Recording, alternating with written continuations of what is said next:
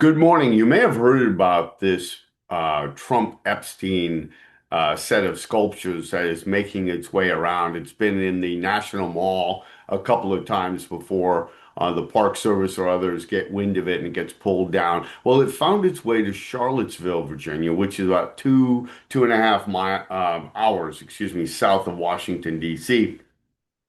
And I want to show this article in the Daily Progress, which is a Charlottesville paper, just to show you the gentle way that they deal with issues involving our president versus the rest of us.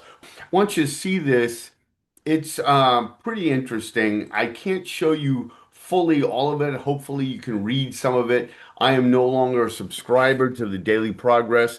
A couple of these independent media outlets, even when I was super struggling, I would send them money, but I had contacted them several times to deal with the proactive stings and asked them to cover certain bits of it or to host an article from some of our members of Citizens Against Government Entrapment. They refused, ignored me outright.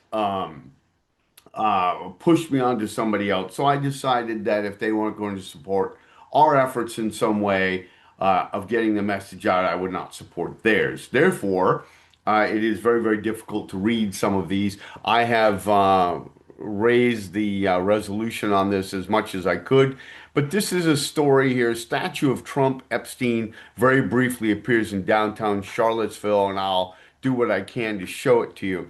You can see here it says the statue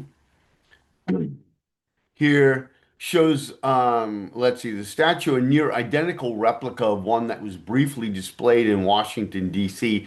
in September of last year. And there was another one actually recently with the same theme, but not the exact same statue, but featuring Trump and Epstein. Depicts Trump and Epstein holding hands and frolicking. I don't know. In the Charlottesville version, the two men wore necklaces bearing the letter P, and between them stood a sign reading, Good people on both sides. Very clever statue. But this is the funny part. The P could be a reference to the accusations of pedophilia that prompted Epstein's 2008 conviction for soliciting a minor for prostitution and his 2019 indictment for sex trafficking minors.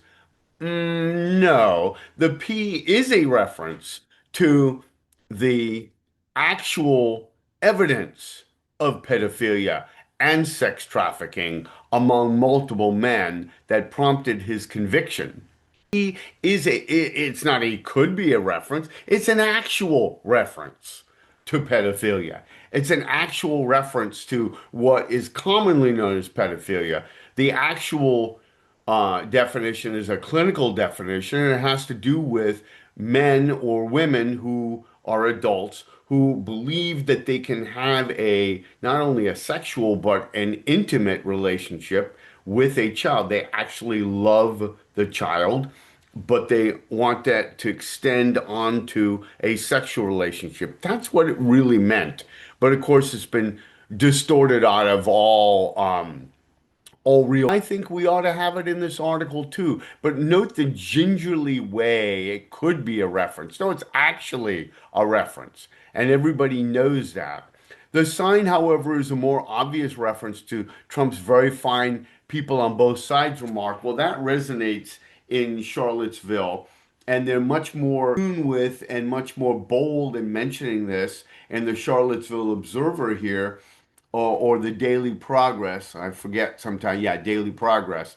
In the Daily Progress, because this is where you had those men marching, white supremacists claiming that Jews will not replace us.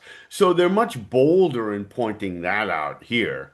But they should be equally bold in mentioning that the P is doesn't mean pretty, it doesn't mean possible, it doesn't mean probable. It means what it means, which is pedophile. Because these are the same people in the media who would be happy to throw it against you if the least of the antis or trolls happen to breathe a word of it. So I find it very, very funny that people would not view this as what it really is. So I wanted to point that out so you could see that. And I will post this article in here. and I'll hit you up later with the other article.